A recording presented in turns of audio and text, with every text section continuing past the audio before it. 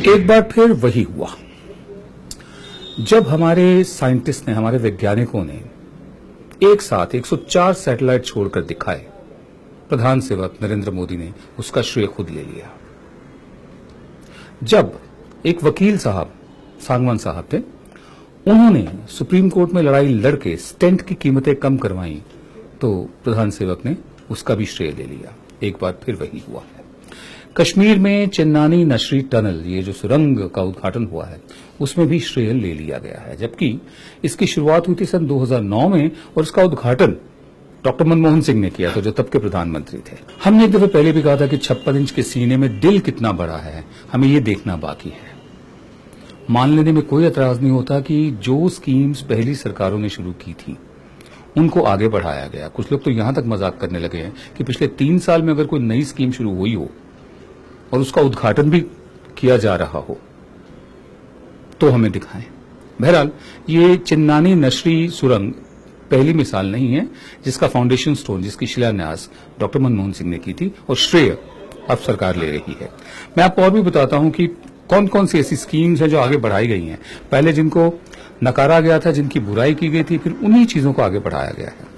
राजीव गांधी शिल्पी स्वास्थ्य बीमा योजना को आम आदमी बीमा योजना का नाम दिया गया है और स्वास्थ्य बीमा योजना जो पुरानी चल रही थी उसका नाम बदल दिया गया। सिर्फ योजना वही है, इसका नाम है प्रधानमंत्री जीवन ज्योति बीमा योजना। प्रधानमंत्री सुरक्षा बीमा योजना थी, उसका नाम अटल पेंशन योजना रख दिया गया है। Goods and services tax GST, जिसका श्रेय बढ़ चढ़कर अब लिया जा रहा है, इसको सन 2011 में ही पेश कर दिया था तब की सरकार ने। पास करने की कोशिश थी और इरादा ये था कि अप्रैल 2012 तक जीएसटी को पास कर दिया जाएगा, लेकिन तब इसका विरोध किया गया था, इसको पास नहीं होने दिया गया था। अब पास करा के इसका श्रेय लिया जा रहा है। नरेगा, जिसको बाद में मनरेगा का नाम दिया गया, पहले उसकी इतनी फजीहत की इन लोगों ने और अब उसी को आगे बढ़ा रहे हैं। बहुत धूमधाम से स्वच्छ भारत का आगाज हुआ था, उसका ऐलान किया गया था। हकीकत ये है कि ये निर्मल भारत प्रोग्राम था, जिसकी मैं डिटेल्स आपको बताऊं। ये सन 1999 से सन 2012 तक इसको टोटल सैनिटेशन कैंपेन कहा गया था। बाद में इसका नाम निर्मल भारत प्रोग्राम रखा गया था, जिसको अब स्वच्छ भारत कहकर आगे बढ़ाया जा रहा है। आधार कार्ड के साथ भी यही हुआ। पहले आधार कार्ड का विरोध किया और अब आधार कार्ड को हर चीज के लिए, हर बात के लिए जरूरी बनाना, अनिवार्य बनाने की कवायद चल रही है। सुप्रीम कोर्ट तक को दखल देना पड़ रहा है।